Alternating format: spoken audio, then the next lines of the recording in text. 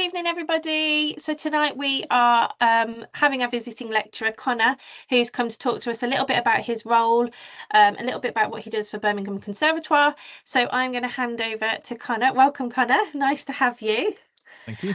I'm going to mute myself and turn my mic off just so that we can focus on you. But yeah, it's really lovely to have you. So thank you for joining us.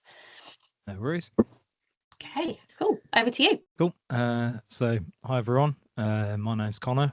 I work as a halls and studio technician at Royal Birmingham Conservatoire in England. I've also worked in a lot of live venues around Birmingham. I play in a band, writing and performing original music as well. So today I'm just going to show you a little bit of what that kind of music career actually looks like in real life, both from a technical perspective and from a creative perspective. I'll be asking you to kind of join in a little bit as well, so you can obviously pause the video whenever you want and have a think about what I'm saying. And I've allowed some time for questions at the end if anyone joins. If not, I've got some backup questions that might be useful, unless Gemma wants to ask any. Cool. So let's get started. Sounds awesome. Thank you. So I'm going to cover a few different parts of working in the music industry. One of the biggest things I want to get across today is that the industry isn't just one job. There's lots of different roles and a lot of them overlap. So I'll start with my first interactions with music and how that has developed into the career that I have today. Then I'll talk a little bit about the different aspects of my jobs in the industry and show you some of the places that I spend my days and evenings. We'll do some activities that you can get involved with, and I'll play you some audio examples of work that I've been involved with. I'll talk a little bit about the skills that get you noticed in the industry, and also some tips on how to get started. And then at the end, like I said, we'll have a little question and answer session. So this might seem a little bit weird because there's nobody here, but we'll go for it. So just a little thing to get me to know who you are, but also to kind of get you thinking about who you are or who you want to be in the industry. So just think about what best describes you at the moment.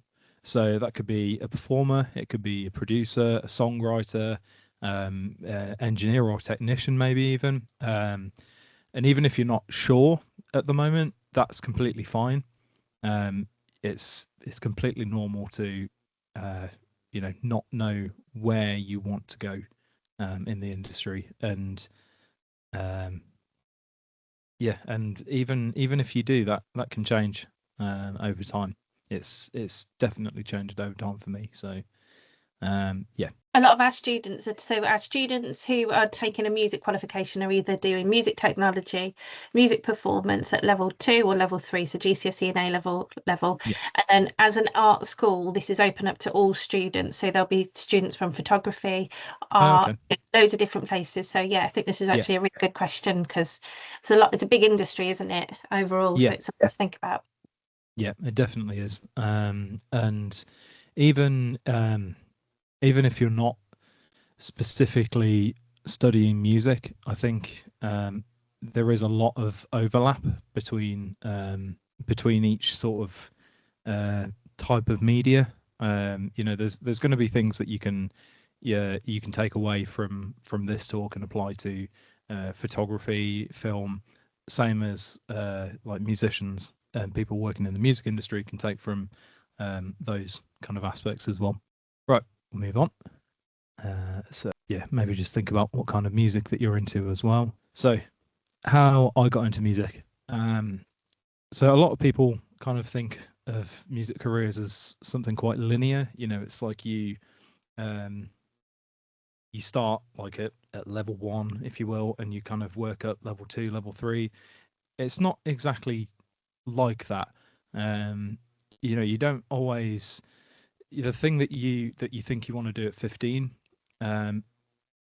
it's not always the thing that you actually find out that you enjoy, or it might evolve from that. So like for me, it was more of a case of gradually building my experience in different areas of music. So like performing, working with different types of equipment, live events, recording, for example. and then finding that I actually enjoyed working across almost all of those things, and sort of building a bit of a portfolio career rather than just focusing in on one thing.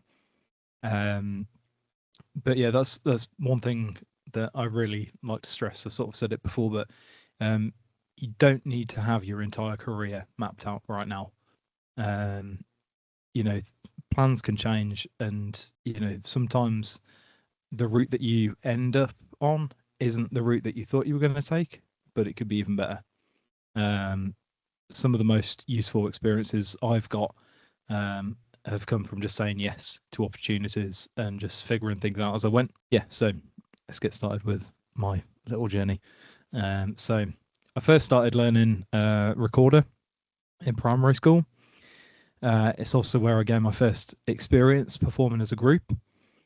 So me and fellow students would perform in assemblies each week to the rest of the school. It wasn't anything complicated, but it was, you know, it was that first experience of performing an instrument in front of other people. I'm sure it annoyed my mum a lot when I was practicing at home, but she never mentioned it, bless her. Yeah, so moving on, like a couple of years. When I was 10, I went to my first live concert. It was an English band called McFly that you might have heard of. I might be showing my age there though, but their performance inspired me. Yeah, they're good. They're really, really, yeah. You should, if you don't know them, go and listen to them. But their performances inspired me to pick up the guitar. And I started having lessons from a local tutor later that year. I also took some lessons in school, and I studied music at GCSE and A level. I met my closest friend through music, and also met my wife.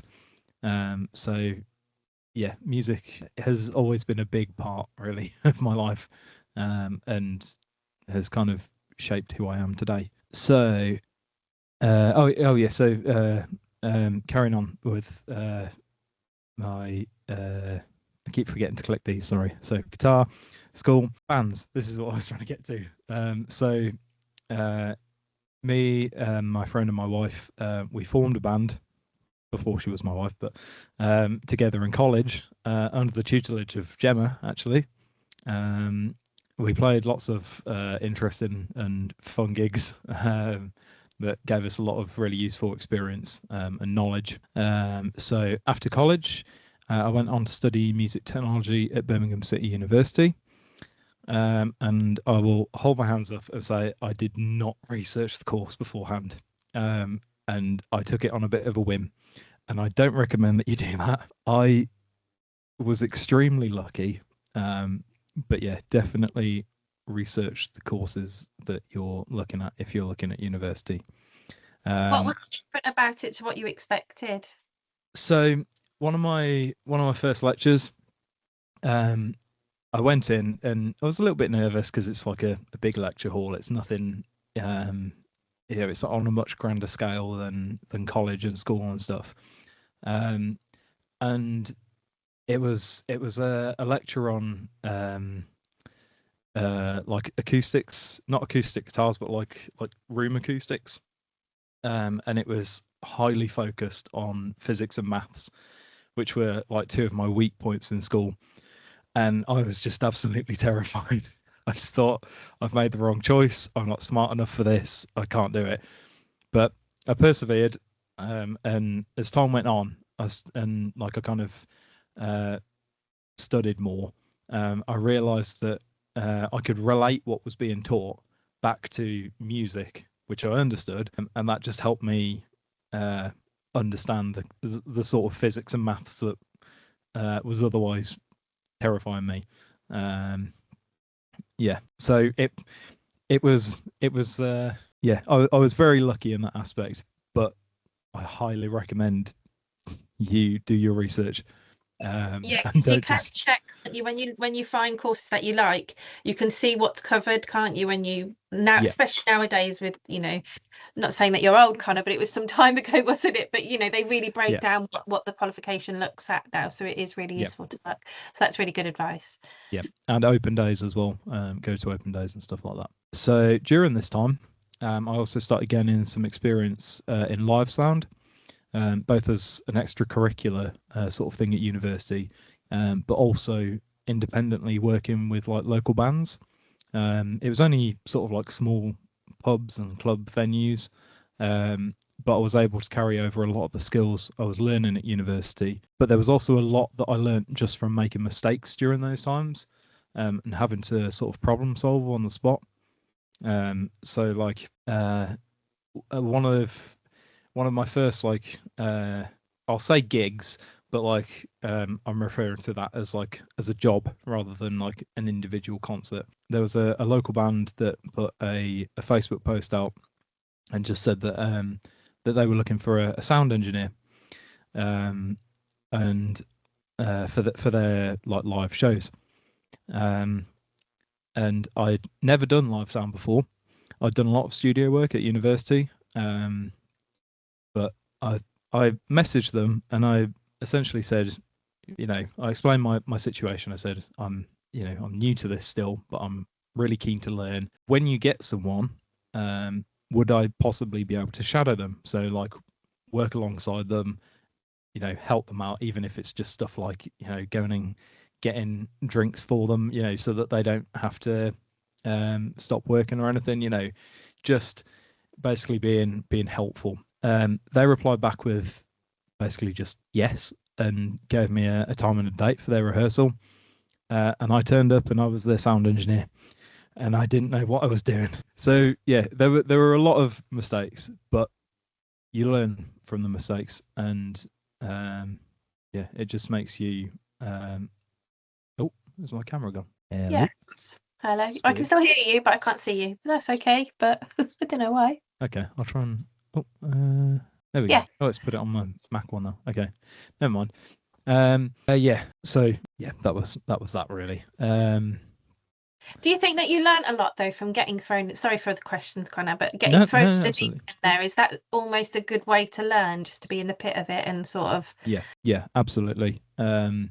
It can be stressful. It can be really, really stressful, but you'll come out the other side much stronger, physically and mentally. I suppose you just, you were really upfront and honest with your experience, and they made that decision, and actually it paid off because you'll have got so much out of it, Yeah, exactly. Yeah. Okay. So moving on. Yeah, so I joined more bands, playing different genres, styles of different people. This eventually led to some studio work, which in turn led to more live sound work throughout the sort of final years of my undergraduate degree. Then I decided to stay on at university and complete a master's degree in music technology at the Royal Birmingham Conservatoire, which is where I learned a lot more about being a musician that works with technology as opposed to being a technician. Then that course led me to getting my current role as a halls and studio technician at the Conservatoire. So I've been there for the last 6 years now. And since then, I've played in even more bands somehow, on even more stages, and I'm just doing more and more exciting work, really. And I'm not sure what the future holds for my career in the industry. Like I said, I've kind of just been playing it by ear really so far, and it's working out well. Yeah, I'd like to think that I'll be performing more on bigger stages with my current band. But honestly, I think as long as I'm somewhat connected to music, I'll be happy. So before I show you properly, I just want you to think about what might be part of my day-to-day job as a halls and studio technician, as a live sound engineer, and/or as a musician. So some examples could be like just simple as talking to other musicians, or like setting up microphones, but try and think as well about what else I might be doing. So like the not so obvious stuff, Yeah.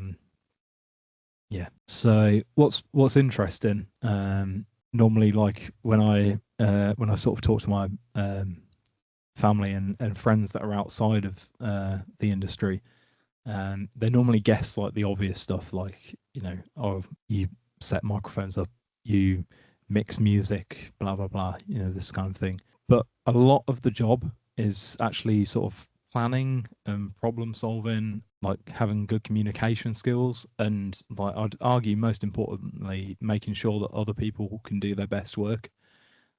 So a big part of my role as a technician is just making sure that the technical side almost disappears into the background, so the performers can actually focus on making music. So when things are going well, a lot of people don't notice the technical work, and honestly, that often means that you've done your job properly. So a lot of the sort of skill in technician work is preventing problems before they happen. And that can be as simple as checking that your microphones are working before the musicians come on stage, down to like the really boring but crucial stuff, like making sure that that cables are taped down, so that people aren't falling over and hurting themselves. Yeah. So as I said before, one thing that that I've learned, and that I feel even across all media sort of industries, is that a lot of people don't just do one role. You might perform, but you might also record.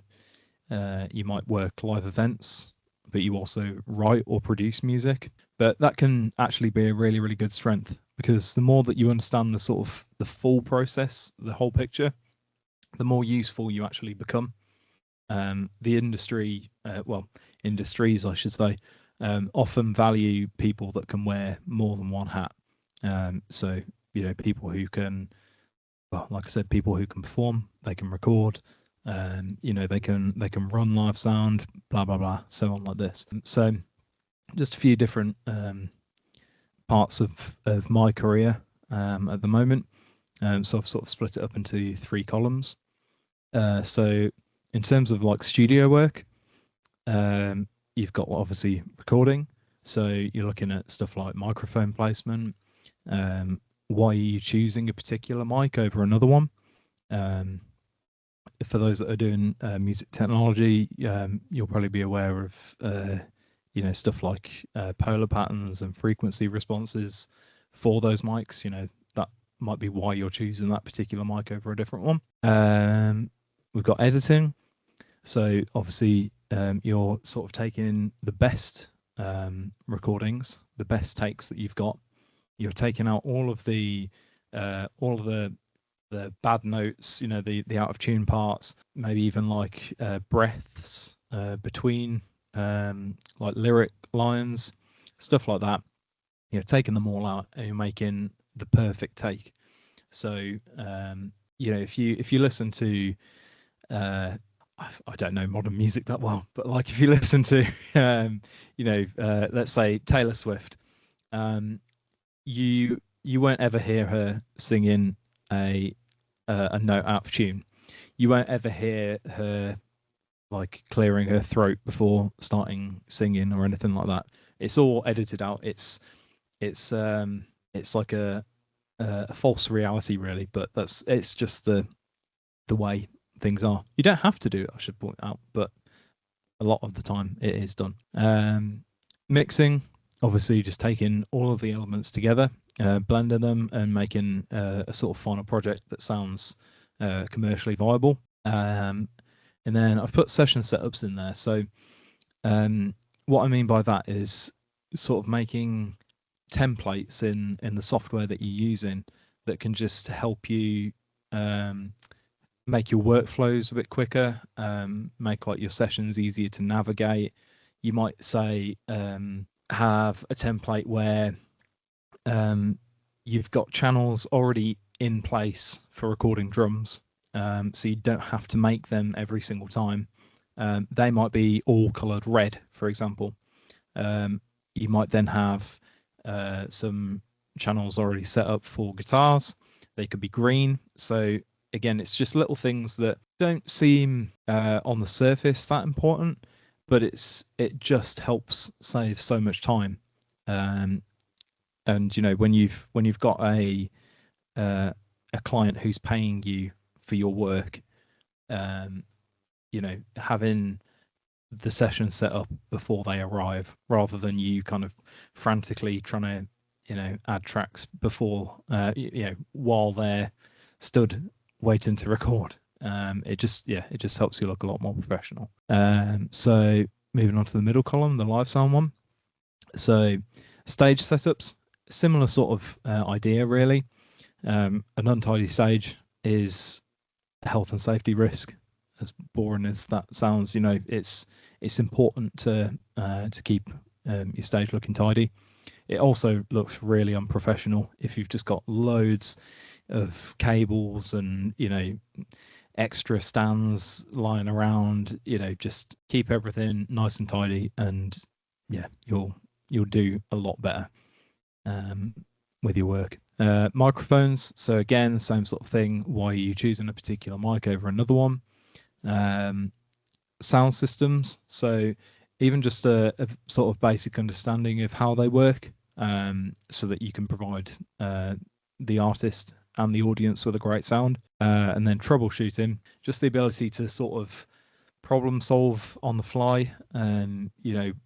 If you've got like an idea of common faults with the equipment that you're working with, it means that you can be much more efficient with troubleshooting those issues if and when they come up. And then finally, in the last column, so just talking about like when I'm working as a performer in a band. So writing, writing new music, that's sort of like looking at arrangement of the songs. So is there going to be acoustic guitar in this song? Is there going to be saxophone in the song? Anything like that all kind of falls under arrangement. Also, like your structure, are you going to do a sort of like an A-B structure, where you've got verse, chorus? Are you going to throw a bridge in there? Anything like that. It's all kind of things that I end up having to think about on a sort of daily basis. Rehearsing, so obviously we all know what that is. You're sort of getting your parts nice and tight with the rest of the band, so so that you look professional and you sound professional. Also stuff like if you're doing any sort of choreography with like a live performance. Recording, again, sort of repeating what I said before, you sort of having to, something I always try and think about when I'm recording is how you're going to capture the energy of the performance. So obviously you go and see a band live and all of your senses are being attacked really. Like, you're feeling the kick drum in your chest, you're seeing the band on stage, you're obviously hearing the band. In a recording, you only have like the oral sense, the auditory sense. So you really have to work to capture like a bigger than life almost side of the music, and that sort of leads into the performing part that I've put at the bottom. So obviously there you're able to provide the energy with the visual aspect. So something that in my current band we sort of talk a lot about. We like to think that we're there to entertain. So like, do your job, we say to ourselves. It's like we could stand there and not move on stage, and just play our songs and go. But to us, it's like we're entertainers. We're there for a reason. Well, for that reason. So we try and just incorporate that into our performances. So I've got if it's going to load, is it going to go? Yeah. So I've got a couple of little videos. There should be 3, but there we go. There's the third one. Send me the PowerPoint as well afterwards, so I Yeah, can of course. upload that in with this as well. That'd be great. Thank you. Yep, that's fine. Yeah, so I realised that actually I don't have a lot of sort of raw, untouched footage of my band, but these are just 3 little videos I made for Spotify. So you've probably seen you know, like on some songs when you look at the song, there's like a little video that plays in the background. I just took some of the footage from one of our recent gigs and put it together. But it gives you an idea of like the kind of the live energy that we try and portray. So yeah, even Kind of, were there supposed to be sound in those? Just oh, was there not? Yeah, but I think it's because of your mic settings, maybe. I think you have to turn. Okay. Yeah, just so you know. That's right. Yeah, there's a more important sound bit after, so I'll double check that for that. But yeah, so you can see like we even on the sort of smallest stage, we try and make ourselves larger than life characters, and we're nothing like that off stage. We're all quite shy and kind of recluse characters, really. But yeah, like I said, you're Sorry, you saying that is so important, Connor, because the students look a lot at developing their own image and persona as artists, and it's really interesting that you said, you know, that isn't actually who I am in my day-to-day life, but actually being on stage is that performance element, that entertainment element. So it's really interesting that you say that, because it's something that I always say to the students. Yeah, absolutely. I mean, I didn't always used to kind of be like this, and I feel like part of it has sort of come with I mean, obviously it's come with experience and sort of building up that confidence, but I feel like it has sort of come with age as well. You know, I don't want to say I care less about what people think of like what I do on stage now, but like it's yeah, I just kind of think like I'm so privileged to be able to like be on that stage and to be on that stage with like 3 other amazing people, performing songs that we've written ourselves, and it's kind of like just go for it. Like, you know, you're not going to do it any other time, so why not just go for it then and there? I don't know. So just moving on to the next bit. So this is, to me, a really important slide. So a lot of people assume that the main thing that you need is just gear, like really fancy gear, expensive gear, or heaps of talent to succeed in the industry. By talent, I mean like you know, being able to sing the highest, or you know, be able to play your instrument the fastest. It's not like that at all. Obviously, you know, technical knowledge matters, musical ability matters, but in the real world, these things, like there are other things that matter too. You know, turning up on time, being prepared, communicating your ideas clearly, keeping your cool when something goes wrong. You know, people will remember whether you were good to work with before they remember what software that you use. So, as I said, communication. So, imagine that you've booked tickets to see your favorite artist. You get to the venue, they've cancelled your favorite artist, and now it's your least favorite artist playing. And that would be really annoying. You've wasted all that time and energy getting there. Nobody wants to work with people like that. Nobody wants to work with like someone who just downright refuses to communicate with others. It's just draining on everyone. So don't be like that. Have good communication skills. Second, reliability. So like I said, show up on time. It doesn't matter what it is, whether it's gigs, rehearsals, studio sessions, anything and everything. don't be the person that other people are waiting on, or you'll be missing out on a lot of opportunities. Problem solving. So having a logical mindset, being able to sort of understand how things work, what the common issues are for them, so that you can solve those issues efficiently. Nobody's expecting you to know the ins and outs of every single piece of gear out there in the world. But if you can just recognize little faults, even if it's just something as silly as like opening up like an XLR cable and seeing that the wire isn't connected, and realizing that that's probably the issue. Little things like that are just really, really important skills to have. Teamwork. So you're going to be doing a lot of this in the industry, whether it's in person or remotely. So just always be kind to each other.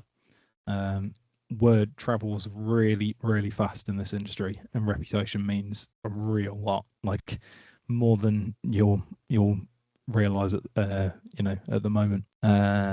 Organization. So keep your files in order, back up important data a minimum of 3 times, and do it in different locations as well. So that could be your computer, your like external hard drive, cloud storage, saving it twice in different folders on your computer doesn't count, because if your computer goes kaput, you've lost all of your, or potentially someone else's hard work. If you imagine that you've been working on a mix for a client, and you haven't made any backups for it, your computer goes, and all of a sudden you have to now explain to them that you've lost hours, possibly days or weeks of their time. Listening. So being able to critically listen to music is a great skill. So just stuff like being able to recognize time signatures, tempos, and stuff like that, but also being able to listen to other people's critique of your performance. So that's equally important as well for you to be able to improve. Being able to take criticism essentially, and act on it. So technical understanding. Even if you don't want to be a technician, just having a basic understanding of how a microphone works, and how to plug it into a PA system, stuff like that can really be a huge help. Creativity. Don't let genres and sort of other people restrict you. If you think it sounds good, stand your ground. Sort of to contradict myself now, also bear in mind other people's knowledge. So essentially what I'm saying is, like, if somebody who knows what they're talking about maybe gives you like some pointers on what you could do better, it's probably best to take that as gospel, kind of take that on board. If someone who doesn't work in the industry is just telling you that your song is rubbish, that doesn't mean that the whole world won't think it's a hit. Don't be knocked back too easily. You will get a lot of people kind of not what am I trying to say? Not sort of giving you the credit that you deserve. But it's important to keep your head up and don't let them win. Similarly, from a sort of technician perspective, try new ideas. Just because some top sound engineer is telling you that this is where the microphone has to go for like a vocal recording, try new ideas. Put the microphone somewhere unconventional. See what it sounds like. Use your ears more than your eyes. If it sounds good, don't worry about what it looks like. And then finally, so above all, when things are going bad, and like it feels like there's a new issue coming up every single minute, just keep a level head. Even if you need to take 5 minutes after you've solved the issue to sort of regain yourself, catch your breath, and like de-stress a little bit. In the heat of the moment, if you stay calm, it's definitely going to help. I can tell you that from experience. it really, really helps. So I'm going to show you some of the spaces I work in now. I think that probably just helped the job feel a little bit more real. So like live sound is a completely different environment from studio work in some ways. So in a studio, you normally have more time to sort of adjust things, you know, and focus in on a more defined sound.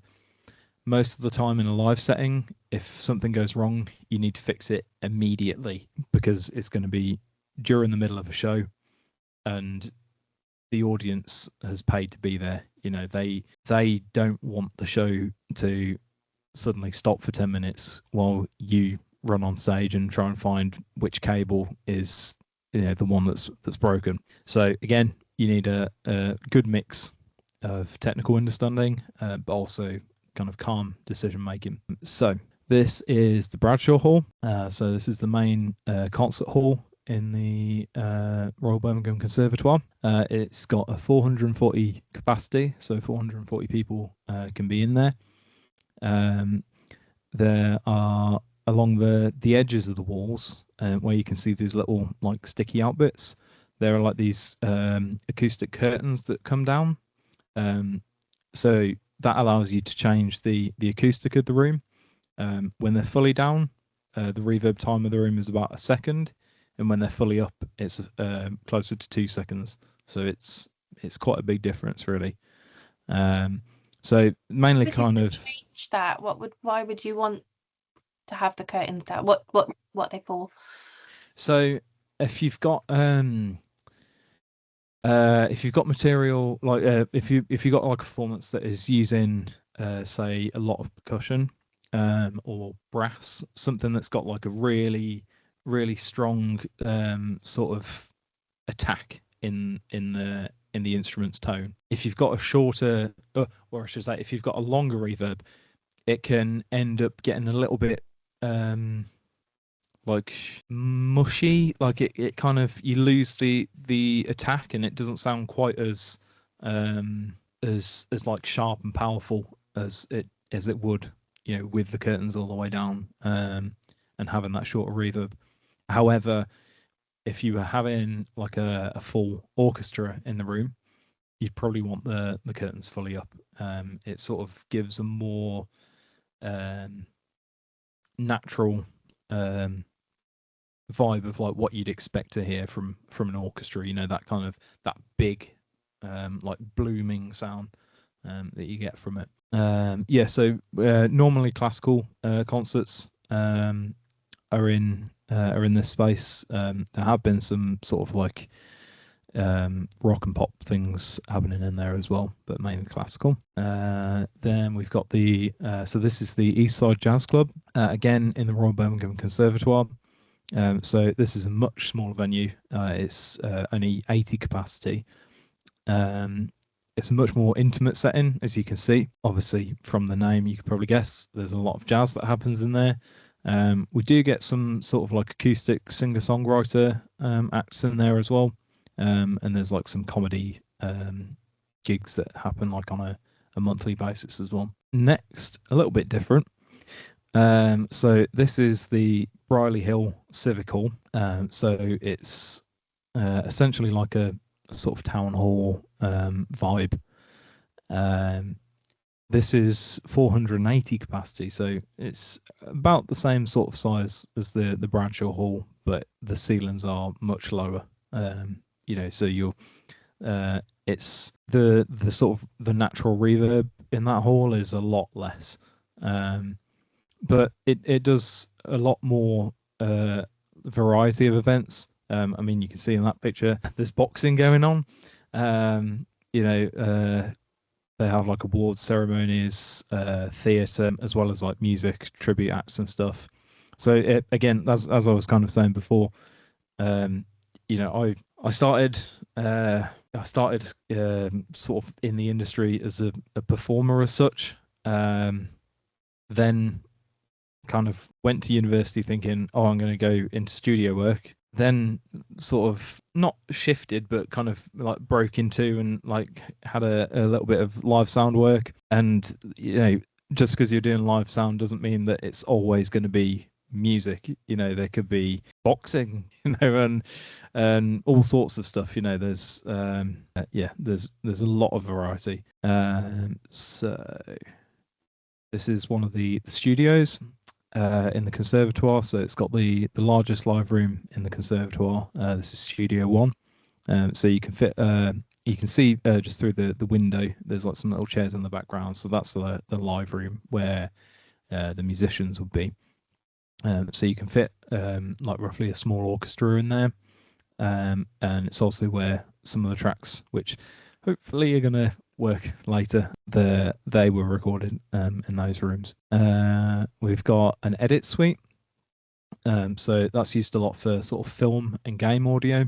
There's a surround sound system in there with 16 speakers. You can see one of the speakers like on the sort of ceiling pointing down. So there's 4 ceiling mounted speakers and then speakers all around you as well. To do with something called Dolby Atmos, which you can look into if you're interested in surround sound. Symphony Hall. So I haven't worked there in a little while because I've just been so busy at the conservatoire, but I did used to work there as well.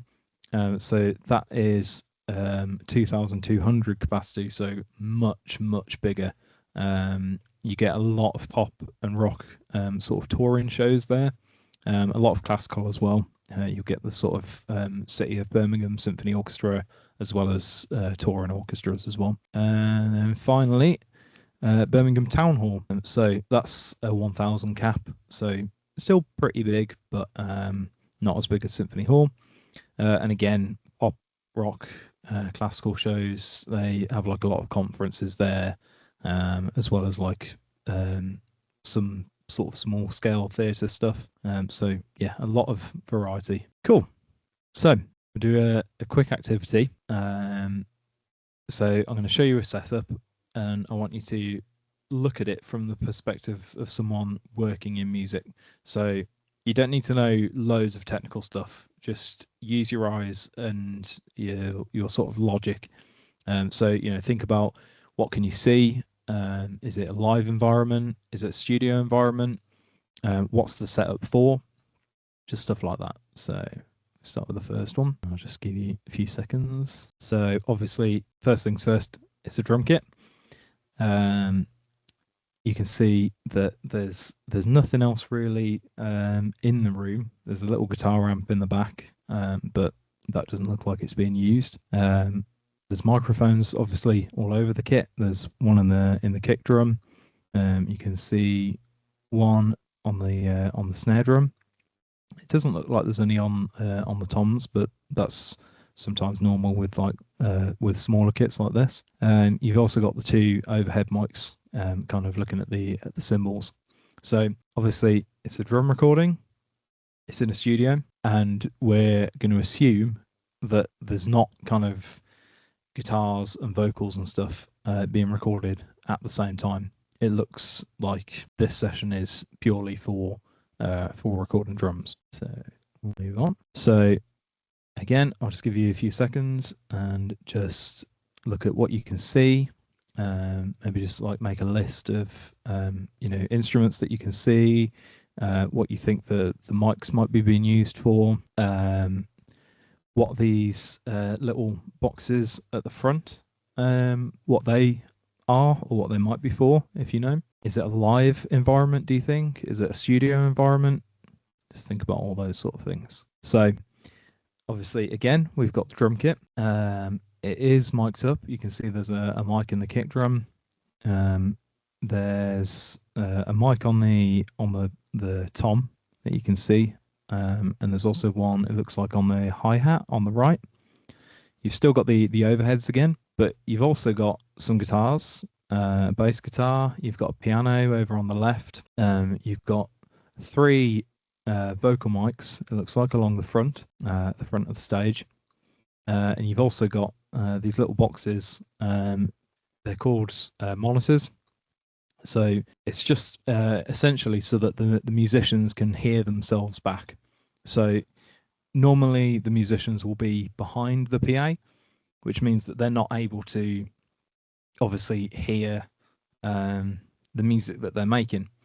For stuff like the bass guitar, for example, there's an amp that it's leaning up against, so that's not going to be as much of an issue.